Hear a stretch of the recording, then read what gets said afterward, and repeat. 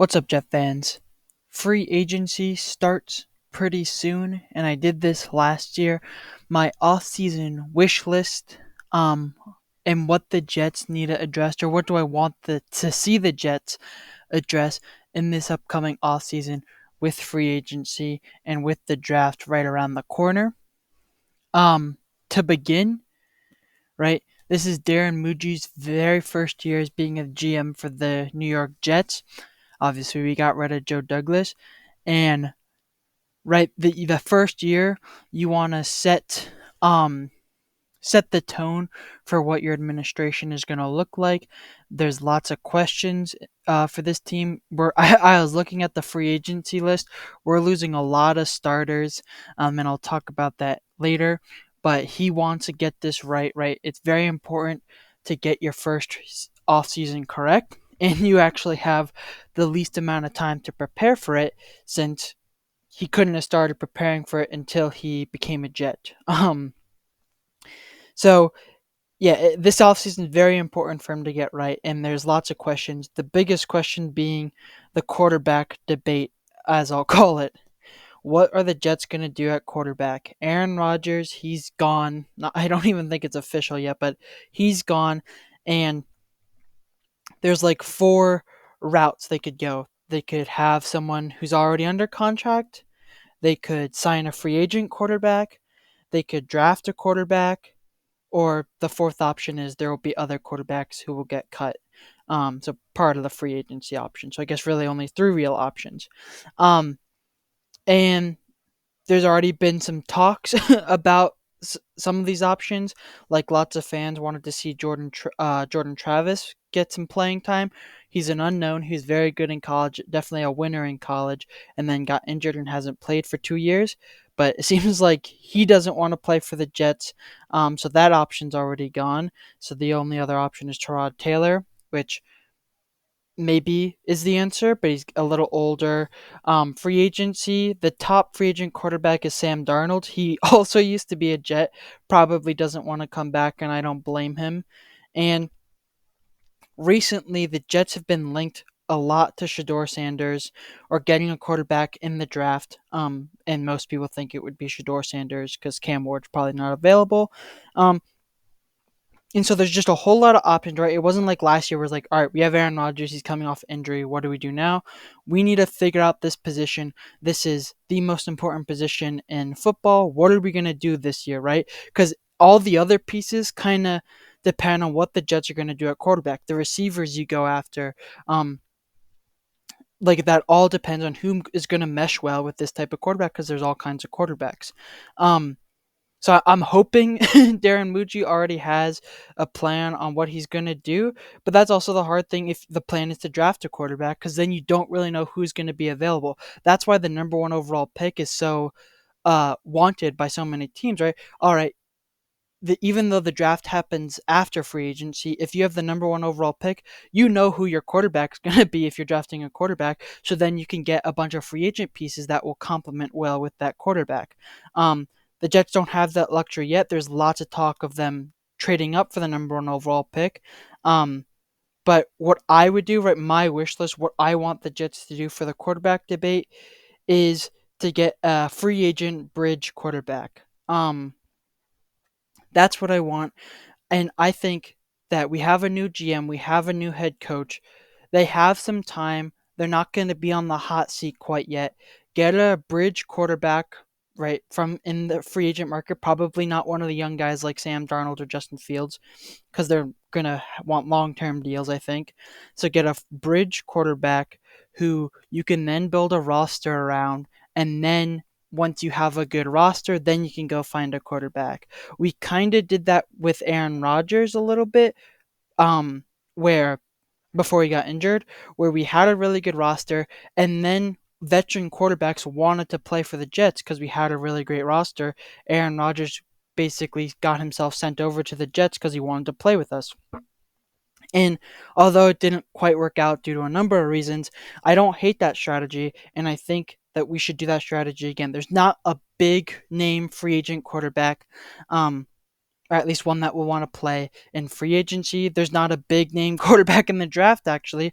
These two quarterbacks that are being touted as need be the number one and number two overall pick, people speculate that if they were in the draft last year, they would have gone after all the quarterbacks drafted in the first round. And there was a lot of quarterbacks drafted in the first round last year. So this is not the best player available if they take a quarterback in the first round, because they're not really first round talent. There's just not a good quarterback draft class.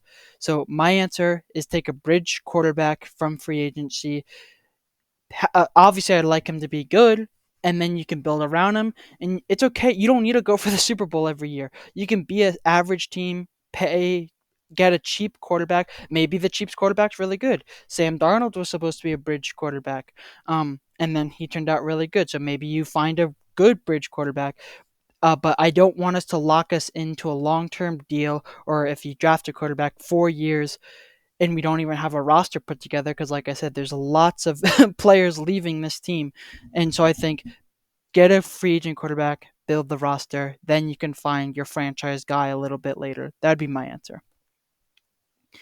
With O line, us Jet fans know that offensive line has been our bane for a decade, around a decade, honestly.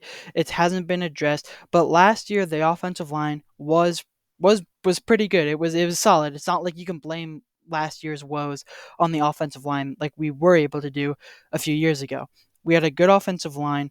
And so this is like the lineup I see it now. And my prediction slash want is to get a good offensive tackle, right? Because we are actually losing both of our starting tackles from last year, and this is like the top offensive line free agents. And if you see, the Jets have two of the top offensive line free agents leaving, so it's going to be hard to upgrade from that position. But the two people leaving are very old, so it's not the word. Like, I understand what the Jets are doing; they're building for the future, which makes a lot of sense.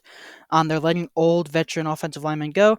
If they could get an even better one according to these rankings, and they would also be younger, that's great. Or you can get someone who's slightly worse, or who seems to be slightly worse, I should say, but might actually be better, and they're going to be younger. Once again, we're not trying to win a Super Bowl next year. We need to build through the ground up, grassroots, like just a normal team. We don't need to get a bunch of expensive free agents that then tank our cap situation in years to come. So it's going to be hard to upgrade at this position, but I think we can get younger at this position and see what happens from there, right? We don't have a veteran quarterback who's worth like $50 million a year that we need to protect anymore. We don't have that. We can stay young and stay cheap. And then once we're ready to pull the trigger, we can go and get an expensive guy. And the reason I say free agent is because then maybe we'll see what happens in the draft. And then, like we did with Olu Fashino, we had two veteran offensive linemen, and we still drafted another offensive lineman in the first round, and he got to develop a little bit. And I think that worked out really well, and we should do it again. Get another free agent, and if there's a good offensive lineman that we can select, then great, we can select them and have them learn from older guys and not throw them out right away. And another gigantic issue with the Jets is the receivers. We we barely have enough pass catchers, or we don't really have that many starting caliber receivers. Right, all the red X. These are the Jets' top receivers in terms of yardage last year, and all the people with red lines through them are no longer, or will not be, Jets anymore. I also predict Alan Lazard is probably not going to be a Jet anymore because he's friends with Aaron Rodgers, and that's a big reason he came over here. Um, and so we need to figure this out, as we are lacking in a lot of receivers, but also I think we should focus on the ones that we have currently. Garrett Wilson, he's been a little disgruntled, and I think part of that was because Aaron Rodgers loved Devontae Adams so much more, and Garrett Wilson felt a little left out. Um, well, those two, those two are gone, and he should absolutely be our number one target. And I think he wants, not just he's like, he wants yardage, he wants catches. So I think we should feed him a lot, and because he's going to be off his rookie deal soon. So even focusing on what we have right now is not the worst idea in the world. And there's just a lot of free agent wide receivers we could get. These are the once again the top ones. I don't think we should get another top receiver like we did with Devontae Adams. Um, but there definitely are really good receivers out there. Or we can get like we don't have to have two number one receivers like we had last year. We can have Garrett Wilson be the number one, focus on him, and get him a good supporting cast around him, and then that will help our quarterback. Like I said, this is not an emergency situation where we have to get like let's say Stephon Diggs, the biggest name probably. Oh, Devontae Adams is the biggest name, but in the free agent wide receiver market, but he's probably not coming back. So it's not an emergency. And the other thing is also tight ends. We have like no tight ends. Tyler Conklin, he's out. And I was looking at the free agency list of upcoming tight ends, and he's like one of the top free agent tight ends. And I think he's pretty bad. Our tight end room has been really bad for a while. So I think what we should do is we should draft a tight end, right? Brock Bowers, who the Jets were linked to but didn't select, and I'm not hating Olu Fashino. I think was a great pick by us, but Brock Bowers was picked, and he turned out to be a really, really good weapon for the Raiders. I'm not saying the Jets have to get a tight end with their first round pick, but tight end is a very undervalued position in the draft. Like if like Brock Bowers getting selected in the first round, even though he was like probably the best player, best prospect, pure talent wise.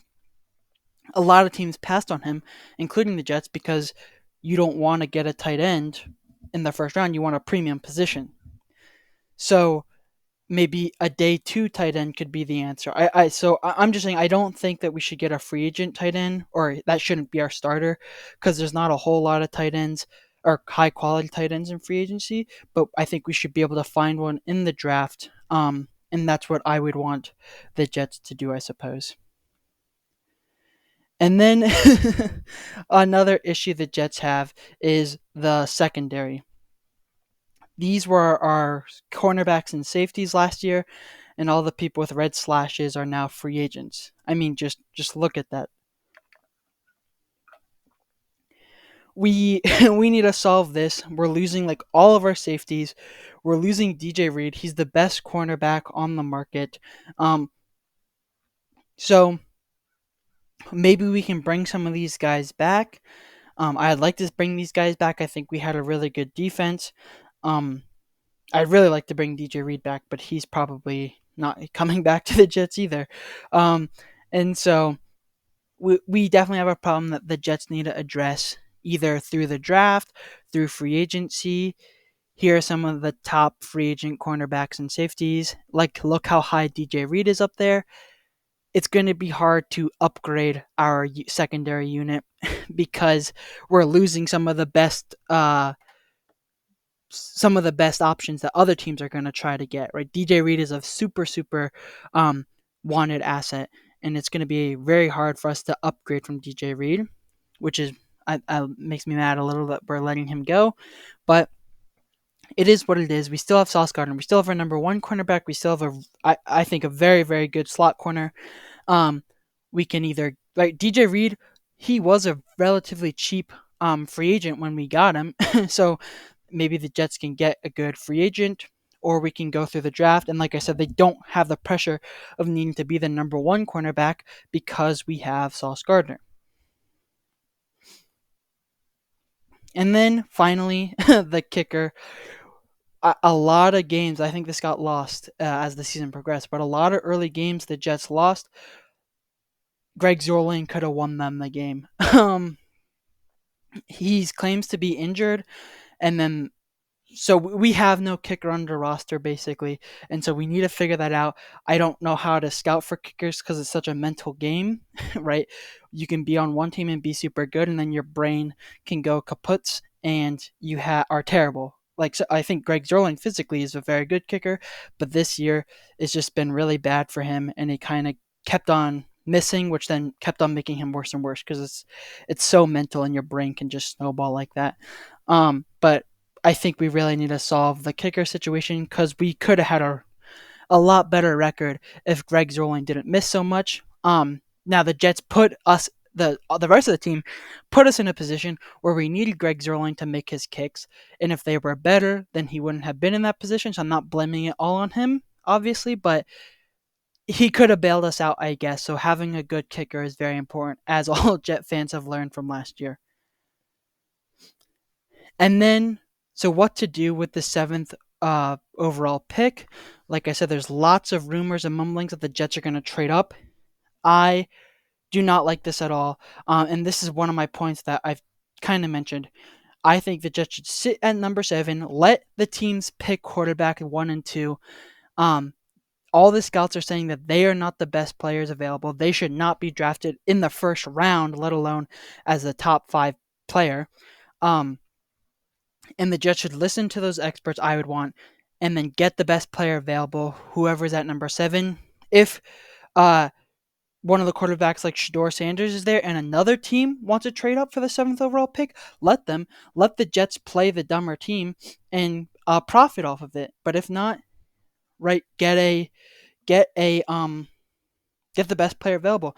And with this season, right, there's not like, well, you can look at it two ways, I suppose. One, either everything, we're losing so many players that everything is a whole, and so just getting the best player available is not the worst idea in the world. Or you can look at it where we can get a bunch of solid free agents and there's not one massive hole that we have to fill, and we can just get the best player available to make the team the most talented team it can be. And so conclusion wise, there's a few things I want to finish off with. Right? This is, like I said, Muji's first year. This is Aaron Glenn's first year. This is everyone's first year, basically. So not only do they have to scout and look at the players all over the NFL and all 31 other teams and on all the college teams, they also have to do that for their own team, right? They don't have all the info that the other front office had about the talent levels of the team of the Jets. They don't know that yet, so they can obviously talk to them and see what they are, but they're not going to really understand who these players are until minicamp starts, I guess, right? They don't really know.